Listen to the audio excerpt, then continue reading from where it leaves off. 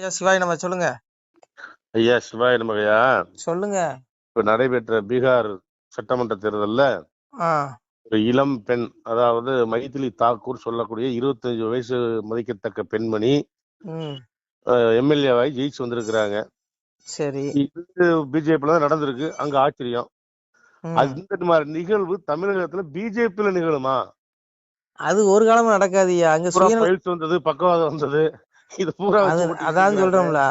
இங்க வந்து சுயநலவாதிகள் அதிகமா இருக்கிறது தமிழ்நாடு பிஜேபியில தான் அதிகமா இருக்கான். ஏன்னா எல்லாம் 70 வயசு 80 வயசு ஆகுது, இன்னும் கட்சி விட்டு போக மாட்டேங்கிறான். வீட்டுக்கு போய் ஓய்வு எடுக்கணும், இளைஞருக்கு வழி விடுங்கடா விடுறானுங்களா? விட மாட்டானுங்க. ஐயோ பதவி வெறி.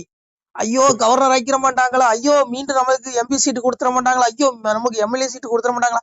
இந்த கனவுலதான் இன்னைக்கு 90% பிஜேபி இருக்கு. எல்லாம் 75 வயசு 80 வயசு ஆகிப்போச்சு. கேட்டா ஆர்எஸ்எஸ்ங்க. ஐயா ஆர்எஸ்எஸ் சித்தாந்தம் உனக்கு இதுதானே? இவனுக்கு என்ன ஆர்எஸ்எஸ் சித்தாந்தம் இருக்குங்கிறேன். இளைஞர்களுக்கு வழி விடுங்கிறேன். அதான் ஆர்எஸ்எஸ் சித்தாந்தம். என்ன 80 வயசாகி இன்னும் பாருங்க கமலாலயத்துல உட்காந்து சீட்டு தேய்ச்சிக்கிட்டே இருக்கானுங்க. உட்காந்து அப்படியே ஃபெவிகால் போட்டு ஒட்டிக்கிறான். அப்புறம் எப்படி அந்த கட்சி உருப்படும்? இப்ப தமிழ்நாட்டுல உருப்படம்னா அங்க வடக்கெல்லாம் ஏன் ஆட்சி பிடிக்குதுன்னா அங்க உள்ள தலைவர்களுடைய உழைப்பு. இங்க உழைப்பு கிடையாது, ஒரு மண்ணாங்கட்டியும் கிடையாது. நீ திமுக கூட வேணாலும் கூட்டணி வச்சுக்கோ, எனக்கு சீட்டை கொடு, நான் நிக்கணும், நான் நின்று மண்ணை கவனம். அதான் கவுவானுங்க, எங்கேயும் ஜெயிக்க போறானுங்க. அதனால இங்க பாருங்க, மைதிலி தாக்கூர் 25 வயசு பொண்ணு, சரியா? அலிநகர்ங்கிற தொகுதியில போட்டி போட்டு அந்த நகர் சீதா நகரா மாத்துன்னு சொல்லுது. அப்போ அந்த அளவுக்கு திறமையான பிள்ளை. இங்க இங்க இங்க இங்க 25 வயசு பசங்களுக்கே சீட்டு கொடுக்க மாட்டான். அப்புறம் எப்படி பிள்ளைங்களுக்கு சீட்டு கொடுப்பானுங்க? கொடுக்க மாட்டானுங்க ஐயா. இன்னும் பாரு, இன்னும் எம்எல்ஏ சீட்டு யாரு கொடுப்பான் பாரு? வானதி கொடுப்பான், தமிழிசை கொடுப்பான். அப்புறம் ஏற்கனவே எவன் நின்று மண்ணை கவனம்னா அவனுக்கு தான் சீட்டை கொடுப்பான். கேசவநாயகத்துக்கு கூட கொடுப்பான். அவரு ஏன் அவரெல்லாம் ஒதுங்க வேண்டியதானே ஐயா? அவர் வயசுக்கு என்ன? இளைஞர்கள் வயசுக்கு போக வேண்டியதானே நீ? ஆனா இங்க பாருங்க, இங்க இவனுக்கு எவனுமே இங்கெல்லாம் ஆலமரம் மாதிரி இவனுங்க அடியில புல்லு முளைக்க விட மாட்டான். ஆலமரம் அடியில புல்லு முளைக்க விடாது. அது மாதிரிதான் இந்த கும்பல் இருக்கா. அதனால உனக்கு புரிஞ்சுக்கோங்க ஐயா. தயவுசெய்து எனக்கு அரசியலை பத்தி என்கிட்ட பேசாதீங்க, ரொம்ப வயிற்றுச்சலா இருக்கு. அதுவும் பாருங்க, அன்னைக்கு 25 வயசு பிள்ளை சீட்டு கொடுத்துருக்காங்க. நீ எங்க கொடுப்பியா? கொடுக்க மாட்டேன். இங்க எத்தனை பாஜக தொண்டர்கள் இருக்கான், துடிப்பு மிக்க இளைஞர்கள் அதிக பேர் இருக்கான் பிஜேபியில. இந்த கட்சி எப்படியே ஆட்சியை பிடிக்கணும், தனித்து தாமரை மலரணும்னு நினைக்கிறான். கொடுக்க மாட்டான் சீட்டு. எப்படி கொடுப்பான்? ஆளானப்பட்ட அண்ணாமலையவே தூக்கி எரிஞ்சிட்டானுங்க. நம்மள நீங்களா ஏமாத்துறையா? அதெல்லாம் இங்க பாருங்கய்யா, இவனுக்கு கொடுக்கவே மாட்டான். கடைசி வரைக்கும் பாரு, 80 வயசு இன்னும் 90 வயசுனாலும் சீட்டு கொடுப்பான். அதான் நடக்கும். ஆனா இளைஞர்களுக்கு வழி விடணும். விவேகானந்தர் என்ன சொன்னாரு? இளைஞர்களுக்கு வழி விடுனாரு. இங்க பாருங்க, அமித்ஷாவுக்கு வயசு எத்தனாவது? அண்ணாமலை கிட்ட பதவி கொடுத்துட்டு போக வேண்டியதானையா? அண்ணாமலை கிட்ட பதவி கொடுத்தா இன்னைக்கு உண்டுன்னு ஆக்கி விடுவாரு. இன்னைக்கு தமிழ்நாட்டுல இந்த ஊழல் கட்சியெல்லாம் இருக்குமா? 11 வருஷம் ஆச்சு ஆட்சிக்கு வந்து இன்னும் ஊழலை ஒழிக்கிறாங்களா? ஆனா போயா, கடுப்பா இருக்கு ஜி. நீங்க தயவுசெய்து என்கிட்ட பேசாதீங்க அரசியல் பத்தி, ரொம்ப இதா இருக்கு. ஊழல் ஒழிப்பானு, ஊழல் அடுப்பு கூட ஊழல் ஒழிப்பானு இல்ல. ரஜினி கட்சி ஆரம்பிக்கிறேன் அந்த கதை தான். நான் ஆட்சிக்கு வந்து 1 மணி நேரத்துல ஊழல் ஒழிச்சிருவோன்னு ஒழிச்சுக்கானுங்களா? 11 வருஷம் ஆச்சியா. நான் ஆராசம் என்ன பேச்சு பேசுறேன்? நான் 2G பார்த்த விடாங்கிறாரு. நீ அடுத்து சொல்லுவாரு நான் 4G பார்த்த விடாம பாரு. இவனு ஒண்ணும் வள மாட்டான். நான் என்ன கேக்குறேன், அமித்ஷாவுக்கு வயசாகி போச்சு. அமித்ஷா என்ன பண்ணணும்? அண்ணாமலைட்ட பதவி கொடுத்துட்டு அவ ஒதுங்கிறோங்கிறேன். அவர் பையன் தான் நல்லா பெரிய தொழிலதிபரா தானே இருக்காரு, அமித்ஷா பையன். அப்புறம் என்ன, போக வேண்டிய போய் தொழில பார்க்க வேண்டியது. அழகு போல என் மால்ட்ட அதிகாரம் அதான் பதவி வெறிங்கிறேன். வயசு பசங்களுக்கு எல்லாம் வாய்ப்பே கொடுக்க மாட்டானுங்க. கடைசி வரைக்கும் நமக்கு கூவிட்டே போங்க நீங்களா, அவ்வளவுதான். அதனால இவருங்க அண்ணாமலையை நான் என்ன கேக்குறேன், இந்த கட்சி உருப்படணும் அப்படின்னா இவர் வந்து அண்ணாமலை கிட்ட அழகா பதவி கொடுத்துட்டு வேலையை பார்க்கலாங்க. கொடுக்க மாட்டாரு. கொடுப்பாரு? அண்ணாமலை வளர்றது அவருக்கே பிடிக்கலங்கிறாங்க. அது என்னமோ தெரியல. அது என்னமோ கடவுளுக்கு தான் வெளிச்சம். பிரகாஷ் கோஸ்வாமி அதான் அன்னைக்கு பேசியிருக்காரு. அண்ணாமலைக்கு பதவி கொடுக்காததே அமைச்சர் இவரு தான் அப்படின்னு சொல்லி அவரு அங்க பேசுறாரு. யார் அது எதை நம்புறேன்னு தெரியல. எங்க பாரு, அரசியல் இங்க எவனுமே பெரிய பரமாத்மா கிடையாது. எல்லாம் மனுஷ பயிலுக்கு மலஞ்சலம் கழிக்கிறவன் தான். எல்லாம் வெறுப்புக்கு ஆட்பட்டவன் தான். புரியுதா உங்களுக்கு? இவன் என்ன வெறுப்புக்கு ஆட்பட்ட பெரிய பரமாத்மாவா வேண்டாம், எல்லாம் மனுஷ பயிர் தாங்க. அதனால பாருங்க, தமிழ்நாட்டு பிஜேபி பொறுத்தவரையில இங்க ஆட்சி பிடிக்கிறானா இளைஞர் கையில இவனுக்கு சீட்டை கொடுக்கணும். இன்னைக்கு பாருங்க, கூட்டணியில பாருங்க 50 சீட்டோ 20 சீட்டோ கெஞ்சி வாங்குவானு எடப்பாடி கிட்ட. வாங்கிட்டு யாரு கொடுப்பான்? ஏற்கனவே நின்று மண்ணை கவனவனுக்கு தான் சீட்டை கொடுப்பான். ஏதாவது தொண்டர்களுக்கு கொடு. நீ ஏழை பங்காளம், உன் கட்சி ஏழை பங்காளம் கட்சி தானே. அப்புறம் தொண்டர்களுக்கு கட்சி, தொண்டர்களுக்கு சீட்டை கொடு, ஒத்துக்கலாம். இவன் யாரு கொடுப்பாங்கிறீங்க? இப்ப திராவிட கட்சியில இருந்து பெரிய பெரிய பணக்காரன் அவ்வளவு வந்துட்டான். எது பிஜேபியில பெரிய பெரிய பொறுப்புல வந்தா இருக்கான். தேசிய பொறுப்புல தேசிய பொதுக்குழுல இருக்கான், தேசிய ம் செயற்குழுல இருக்கான், மாவட்டத்துல இருக்கான், ஒன்றியத்துல இருக்கான், மாநிலத்துல இருக்கான், எல்லாம் பணக்காரன். எல்லாம் ம் அங்கிருந்து இங்க வந்து ஆக்கிரமிச்சிட்டானுங்க. இப்ப பழைய பிஜேபிக்காரங்க எவனுமே இல்ல. எல்லாம் ம் வெளியில இருந்து கூவிட்டு இருக்கான். அதனாலங்க கருத்து இன்னும் போயிட்டானுங்க. பாருங்க, இந்த சீட்டை வந்து யாரு கொடுப்பான்? திராவிட இருந்து திராவிட கட்சியில இருந்து வந்தவனுக்கு தான் அந்த சீட்டை கொடுக்க போறானுங்க. ம் அதனால இங்க பாருங்க, உண்மையான பிஜேபி தொண்டங்களாம் எவனுமே இங்க இல்ல. உண்மை தலைவர்களும் இங்க எவனுமே இல்ல. கச்சிராஜா ம் இருக்காரு, பேராசிரியர் சீனிவாசன் இருக்காரு. இவங்க 2 பேரும் கடைசி வரைக்கும் மேடையில கத்திக்கிட்டே போய் சேர வேண்டியதுதான். ஒரு பதவி நீங்க பொறுப்பு கொடுக்க இருக்கீங்க மாட்டானுங்க. நீங்க அண்ணாமலை இருக்கீங்க இருக்காரு, தொண்டெல்லாம் நீங்க தொடர்றாரு, அண்ணாமலை இருக்காரு. அதனால இங்க பாருங்க, நீங்க இருக்கீங்கல்ல. நான் இங்க பிஜேபி, நான் பிஜேபிலே கிடையாதுண்ணா. நான் என்ன பிஜேபி? நான் சிவன் கட்சியில இருக்கேன். எங்க அப்பா சிவன் கிட்ட இருக்கேன். எங்க அஹ், கட்சி, எங்க பதவி அங்க இருக்கு, சிவலோக பதவி. எனக்கு இங்க இல்லையா, பூலோகம் வேண்டாம் எங்களுக்கு.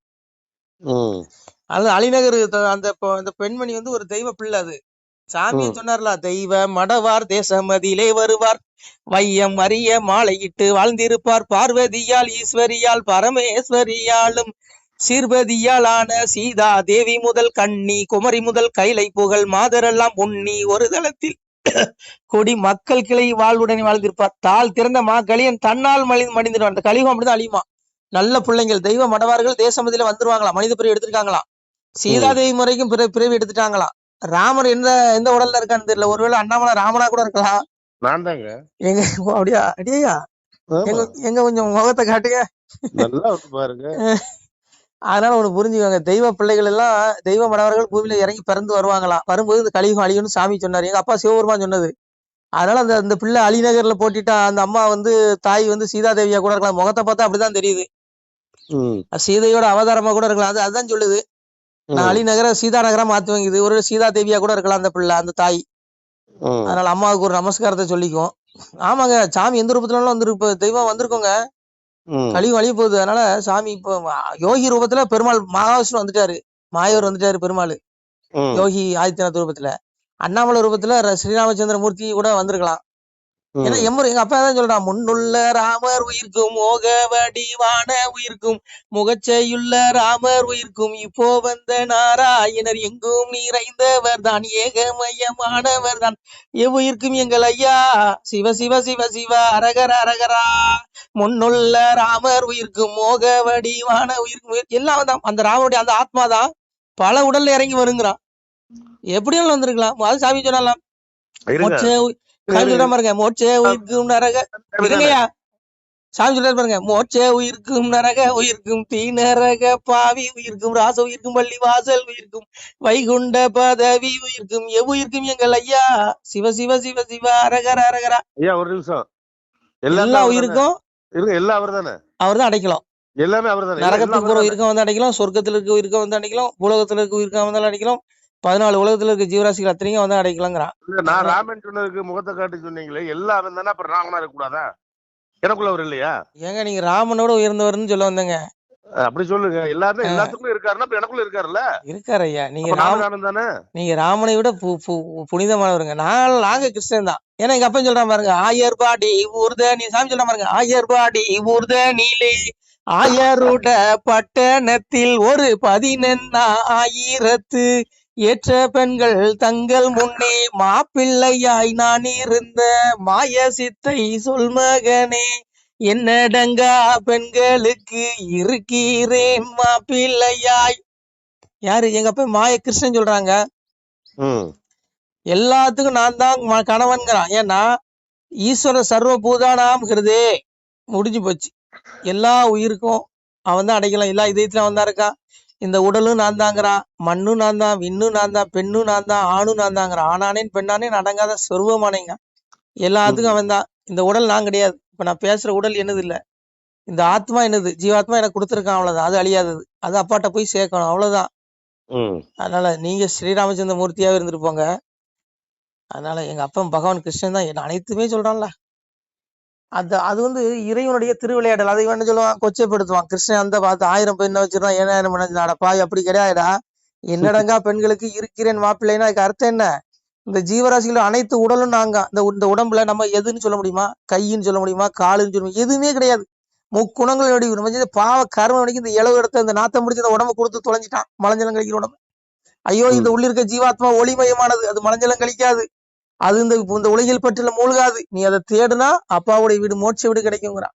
இதான் தத்துவம். இங்க வந்து எம்எல்ஏ ஆகுறது, மந்திரி ஆகுறது, சிஎம் ஆகுறது, பிஎம் ஆகுறது, ஐயோ இதெல்லாம் அற்ப பதவியா? நம்ம ஜீவாத்மா மோட்சத்துக்கு கொண்டு போனோம். பக்தி சோதித்தே பல நாளும் காத்திருந்த வித்திகன் இணை வந்து வேண்டார், மேல் வீடிலிருந்து செத்திருந்து தீநரக சீல்குட்டியில் அடைக்க கொத்தியிருந்த புழுக்கள் வந்து கொஞ்சம் தொட்டா. மோட்சத்துக்கு வாழ்வு தேடுங்க. உடலை மண்ணலி போடுங்க. இது காமம், கோபம், பேராசைங்கிற 3 முக்குணங்கள் அடங்கிய நரகவாயில் இந்த உடல். ஆத்மாவை தேடுங்க ஐயா. பெண் பொன் மண்ணுங்கிற மாயையில மூழ்காதீங்க. அதான் எங்க அப்பன் சொன்னா, என்னடங்கா பெண்களுக்கு இருக்கிறேன்னு மாப்பிள்ளைங்க. நான் தத்துவம் புரியல, புரியாம திக்காக்குறேன். எங்க அப்பனை தத்துவமா தவறா பேசிட்டு இருக்கான். அடே எல்லா உடலும் நான் தாங்கிறான். என் உடல் நான் கிடையாது.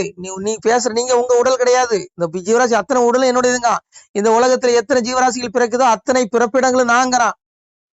எத்தனை உருவங்கள் கொண்ட பிராணிகள் இந்த உலகத்துல, மனிதன்ல இருந்து, விலங்குல இருந்து, பறவை இருந்து, இந்த ஜலத்துல வாழக்கூடிய உயிரினங்கள் இருந்து எத்தனை உருவங்கள் கொண்ட உயிர் உடல்கள் வருதோ அத்தனைக்கும் பிறப்பிடனா. கருத்தரிக்கும் தாய்னா, விதையளிக்கும் தந்தையும் நாங்கிறான். அந்த கருவை கொடுக்குற சுரோனிதம் நான் தாங்கிறான். அந்த சுக்கிலமா நான் தாங்கிறான். சுரோனிதமா வந்தா சுக்கிலமா வந்தான். அதுதான் இன்னைக்கு எங்க அப்பன் சொன்னா, சுரோனித பாவி சொல்லடான்னு உத்தரங்கள் களியண்டே புத்தினா. விட்டுருங்க, நம்ம எல்லாம் இதெல்லாம் சொன்னா உங்களுக்கு புரியாது. அப்பாவை தேடுங்க, மோட்சத்துக்கு வழி தருங்க. சிவாய நம. திருச்சிற்றம்பலம். சிவாய நம. திருச்சிற்றம்பலம், தில்லையம்பலம், பொன்னம்பலம். சிவாய நம. உறவுகளே, சிவ அன்பர்களே, தற்போது தாங்கள் இந்த வீடியோவில் பார்க்கக்கூடிய இடத்துல ஒரு சிவாலய திருப்பணி ஒன்று நடந்து கொண்டிருக்கிறது. இந்த இடத்துல பார்த்தீங்கன்னா, முன்பு ஒரு காலத்தில் வந்து ஒரு சிவாலயம் இருந்திருக்குது. அதாவது இந்த ஏரியா வந்து இப்போ வந்து ஒரு தென்னை மரங்கள், பனைமரங்கள் சூழ்ந்த காடாக இருக்கிறது. முன்பு ஒரு காலத்தில் இங்கே ஒரு ஊர் இருந்ததாக சொல்கிறாங்க. ஆனால் இப்போது சுற்று வட்டாரத்தில் 5 கிலோமீட்டர் சுற்றுலாவில் ஊரே கிடையாது, காடு. இப்போ இந்த இடத்துல ஒரு சிவாலயம் வந்து அமையிருக்கிறது. இந்த சிவாலயத்தில் வந்து இருந்த அந்த சாமியுடைய திருமணியை வந்து எடுத்து வச்சிட்டோம். திருப்பணி முடிஞ்சதுக்கப்புறம் பிரதிஷ்டை பண்ண இருக்கிற உறவுகளே, தற்போது இந்த வீடியோ பார்க்கக்கூடிய உறவுகள் தங்களால் முடிந்தால் ஒரு சின்ன உதவி செஞ்சு கொடுங்க. எங்கள் இடத்துல பொருளாதாரம் இல்லை, அதனால் பார்த்திங்கன்னா அந்த வேலையெல்லாம் அப்படியே நின்று போச்சு. பாருங்கள், இந்த அப்படியே பாதியிலே நிற்கிது இந்த சிவாலய திருப்பணி வந்து. பக்த கோடிகள், அன்பு உள்ளங்கள், தயவுசெய்து நீங்கள் உதவி செய்ய விருப்பமுள்ள உறவுகள் உதவுங்க.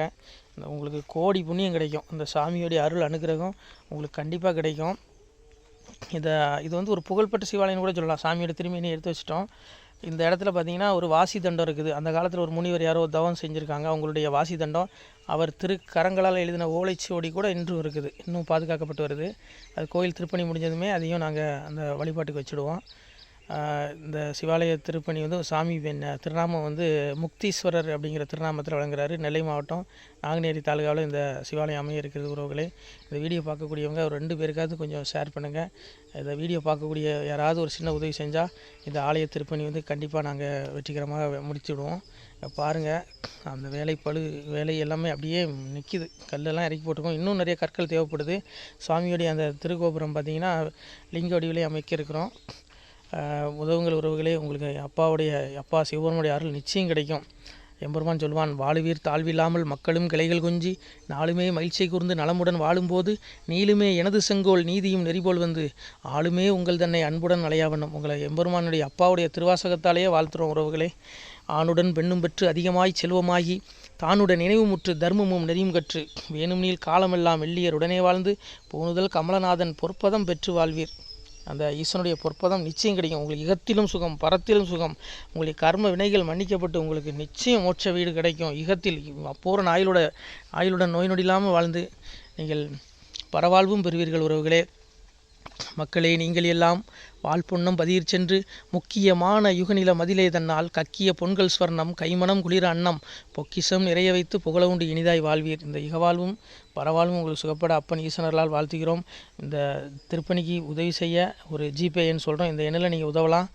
நீங்கள் இந்த எண்ணிலேயே நீங்கள் தொடர்பு கொள்ளலாம். ஜிபே, ஃபோன்பே, வாட்ஸ்அப் எல்லாம் இந்த நம்பர் தான். 93 85 44 31 06 93 85 44 31 06. இந்த எண்ணில் நீங்கள் உதவலாம், தொடர்பும் கொள்ளலாம். வாட்ஸ்அப்பு இந்த எண்ணு தான், ஜிபே இந்த எண்ணு தான் உறவுகளே. முடிந்தளவுக்கு 2 பேருக்காக ஷேர் பண்ணுங்கள். இந்த வீடியோ பார்க்கக்கூடிய யாராவது ஒருத்தர் சின்ன உதவி, நீங்கள் வந்து பெரிய அளவில் செய்யணும் கூட, நீங்கள் ₹1 நீங்கள் தந்தாலும் மனசார வேண்டி ஏற்றுக்கிறோம் உறவுகளே. உதவுங்கள். முடிஞ்ச அளவுக்கு கொஞ்சம் ஷேர் பண்ணுங்கள். நன்றி. சிவாய நம. திருச்சிற்றம்பலம், தில்லையம்பலம், பொன்னம்பலம். உறவுகளே, நம்ம இந்த இடத்துல வாழ்ந்து மறைந்த ஒரு சித்த மகாபுருஷர் பயன்படுத்திய பல 100 ஆண்டுகளுக்கு முன்பு உள்ள வாசி தண்டம் ஒரு சித்த மகாபுருஷர் பயன்படுத்தியது. அவர் திருக்கரங்களால் எழுதிய அந்த ஓலைச்சுவடி கூட பாருங்கள், இன்னும் பாதுகாக்கப்பட்டு வருது. இந்த சிவாலயம், நம்முடைய அந்த சிவாலய திருப்பணி முடிந்ததுமே எம்பெருமான் அவர் எழுதிய அந்த சிவனை பற்றி புகழ்ந்து எழுதிய அந்த பாடல் வரிகள் இதில் இருக்குது. இந்த வாசி தண்டம், அவர் பிரதிஷ்டை செய்த அந்த லிங்க திருமேனியையும் இந்த இடத்துல நாம் இந்த ஆலயம் கட்டி நாம் பிரதிஷ்டை செய்திருக்கிறோம். அனைவரும் இந்த ஆலய பிரதிஷ்டைக்கு கண்டிப்பாக வரணும். முடிஞ்ச அளவுக்கு இந்த வீடியோ பார்க்குறவங்க உதவி பண்ணுங்கள் உறவுகளே. பொருளாதாரம் இல்லாமல் திருப்பணி நின்று போச்சு. முடிஞ்ச அளவுக்கு ஷேர் பண்ணுங்கள், உதவுங்க. நன்றி. நம சிவாய. திருச்சிட்டம்பலம், தில்லையம்பலம், பொன்னம்பலம். இந்த புண்ணிய பலன் தங்களுக்கு கோடான கோடியாக வரும் உறவுகளே. நம சிவாய.